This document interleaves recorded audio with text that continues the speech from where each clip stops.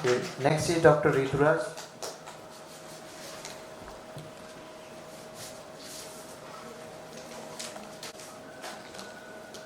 Greetings everyone.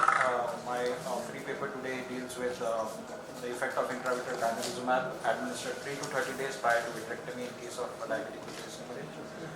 We don't have any no financial concerns regarding this. So it was basically the indication particularly was significant diabetic vitreous hemorrhage patients where there was no visibility of fundus who had received intravitreal ranibizumab 3 to 30 days prior to vitrectomy.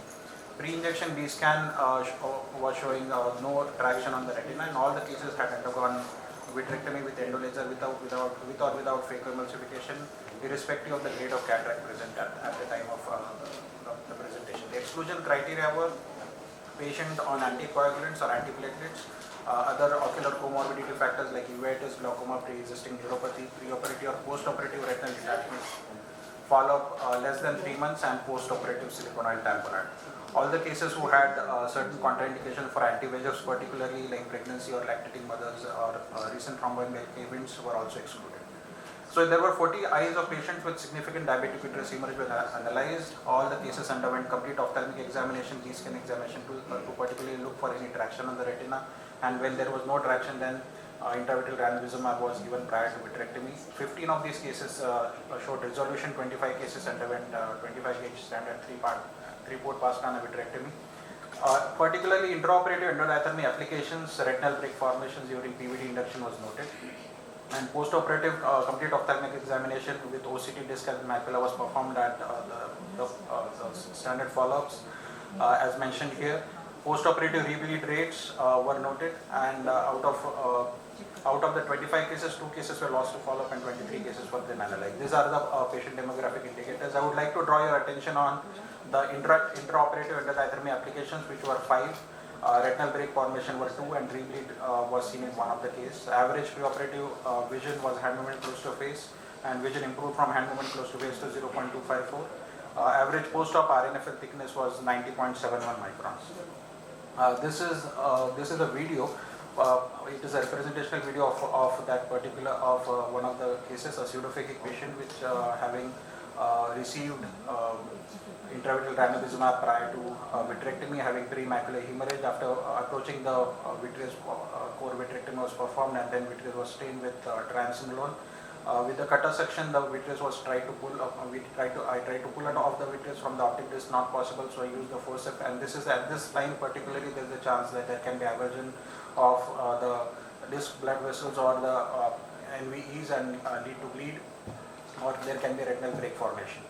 So these are certain pre-op and post-op photographs, pre-op B-scan and post-op fundus photograph showing good results. Accompanying, you can also see the post-op OCT optic nerve head as well.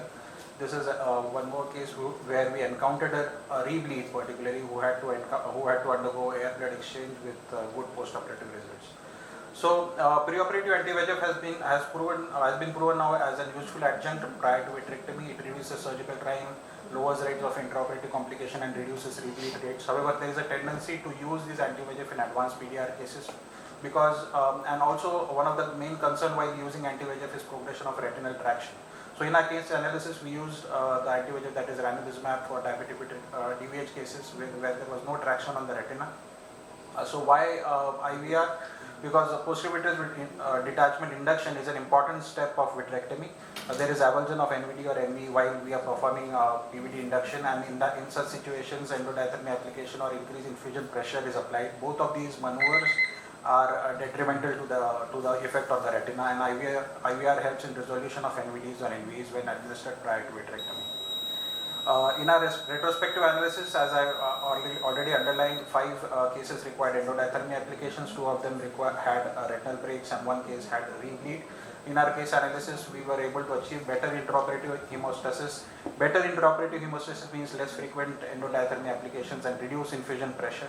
And both of them particularly helps in preserving the optic retinal nerve fiber layer as has been reflected in our analysis. Better intraoperative analysis also helps in better visualization, which will help in better completion of a PRP, which reflects in the reduced rebleed rates, which are found to be less as compared to the reported post-vitrectomy rate. So use of IVR prior to vitrectomy can help in achieving intraoperative hemostasis and can be a useful adjunct in the management of diabetic vitreous hemorrhage. Thank you for your kind attention. These are my references. Thank you. 3 to 30 days. Yes. What is the usual you will recommend or recommend? The literature These are the plain vitreous hemorrhage. these are the plain vitreous. No traction. No traction. So usually when I went through the literature, they say the ideal time is almost around 10 days where they can balance out the fibrous contraction at the same time the positive effect of resolution of the neovascularization. So they say around 10 days. That is the ideal. But what we particularly the group what we looked into was 3 to 30 days because when the patient came to us, particularly we gave them an option of going for an injection first, and then we told them that if it does not resolve, then we'll proceed for. These may not be. These may be the mild vitreous hemorrhage, not media Yes. complete haze Yes, in which you cannot visualize. There was the disc was not particularly But certain area you could see. yes, because certain area yes, because in what 50 percentage you have seen tractional detachment after 30 days or around 25 to 30 days? No, we have No. not seen because that was the RDs particularly were excluded, and one more important thing was 15 of the 40 cases showed resolution of vitreous hemorrhage after That after traction. That is the. Okay.